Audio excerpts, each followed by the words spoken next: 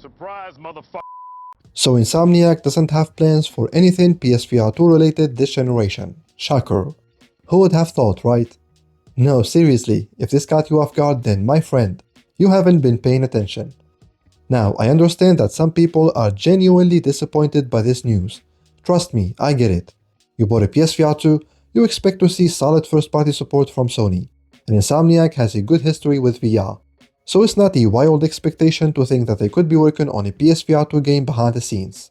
However, if you've been following Sony for the last couple of years, or even the VR industry as a whole, you would know that yeah, it's not happening.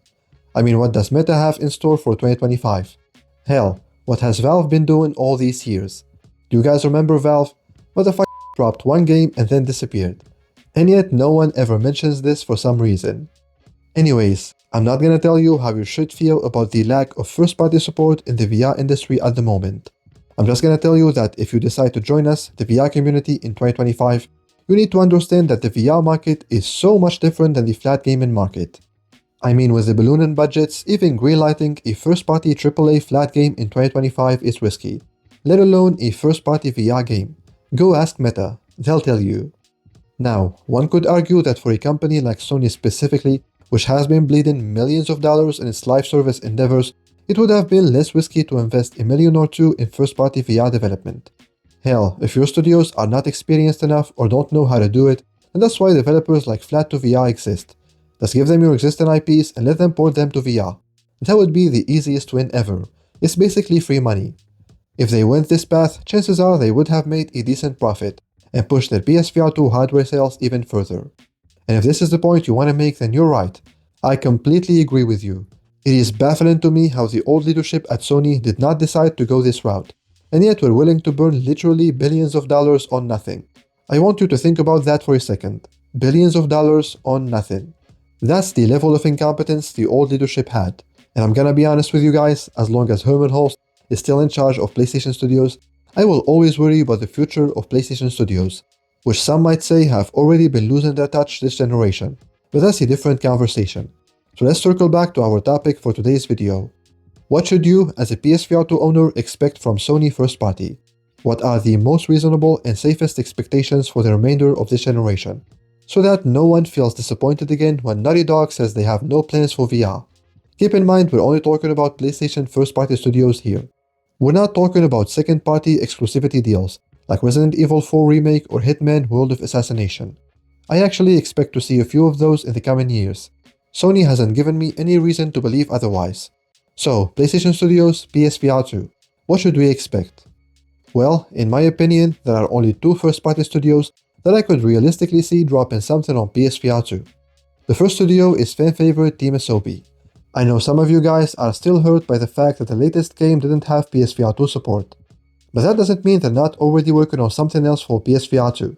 Whether it's an Astrobot Rescue Mission port, a VR-only DLC for the flat Astrobot game, or a brand new PSVR2 game. Personally, I have two reasons to believe that Team Asobi is definitely bringing something to the table for PSVR2 this gen. The first reason is a personal theory, and I made a video on this 11 months ago. To summarize that video, in Astro's Playroom, the game that comes with every PS5 console, there is a certain chamber called Secret Labo that contains the PS5 and some of its accessories, including PSVR2. Everything in Secret Labo is on the ground, except for PSVR2, which is hanging in mid-air. One bot is dancing on top of it, and two bots are on the ground cheering it on. You can jump and interact with everything except for PSVR2, which is out of reach. So easily, PSVR2 is what grabs your attention most when you enter the Secret Labo, and I think they did this for a very good reason. I think this is a hint from the developer. I think once they announce or release their PSVR2 project, they will drop the headset so you can jump on top of it and interact with it like anything else in that chamber. Maybe interacting with it will take you to the PSVR2 game, or a secret door will appear behind the headset. Who knows how they will choose to do it. But anyways, this is just a theory on my end, so I could be off the mark here, and you can choose to ignore me. But you can't ignore this, can you? Have you ever seen the original Astrobot Rescue Mission running on a PSVR2 headset? Have you witnessed that with your eyes? I can't say that I did. You can't say that you did. I can't say that I did. I also covered this in a previous news video 8 months ago. And yeah guys, I think the way he responded and the way he laughed, I don't know, to me that doesn't seem like Rescue Mission is not coming to PSVR2. it kinda felt the opposite. So these are my two reasons why I believe Team Asobi will bring Astrobot home this generation. And by home, of course, I mean PSVR2. I might be wrong, but if any PlayStation first-party studio is working on something for PSVR2, in my opinion, it would be Team Asobi. I would be shocked if they weren't.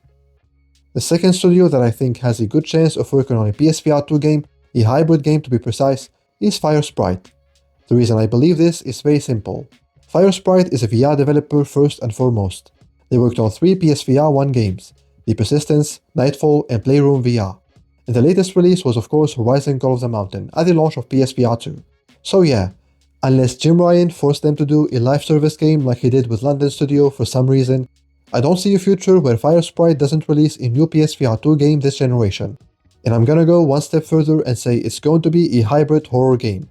And no, I don't have inside information. This is just a hunch. And that's about it. I don't think we'll get anything more from Sony first-party studios than Astrobot and a new horror game from Sprite. I understand this might be disappointing to those of you who want The Last of Us VR or Days Gone VR or whatever, but I'm just gonna say it right now. It is not happening, guys. I would love to be wrong, but I really don't think I am. Now, could we see some Sony IPs brought to VR by other developers like Flat2VR for example? Maybe. It's a long shot, but never say never, right? However, what I can promise you is that they won't be coming from studios like Naughty Dog. It's just not gonna happen. Those studios have enough on their plates right now. I don't think VR is even an option. I mean, Naughty Dog hasn't released a new game yet for PS5. Let that sink in. So for those of you watching this video, the next time a Sony studio says we don't have plans for PSVR2, don't act so surprised. Unless it's Team Asobi or Sprite. But other than these two studios, expect nothing. That sucks, I know, but honestly, it's not that big of a deal. We're still getting the best VR games on the market, like Metro Awakening and Alien Rogue Incursion. We're still getting some awesome games that are built from the ground up for PSVR2, like Synapse. We're still getting our tentpole hybrids like Resident Evil and Hitman. So at the end of the day, it's not the end of the world. There is a lot to be excited about for PSVR2, and of course, nothing but gaming will keep you in the loop as always. And that's gonna have to do it for this video, guys. Please do me a favor, share the video so we can grow the community. Don't forget to leave a like and subscribe if you haven't already, and always remember, for more PSVR2 news, reviews, and discussions, make sure you stick with MPG.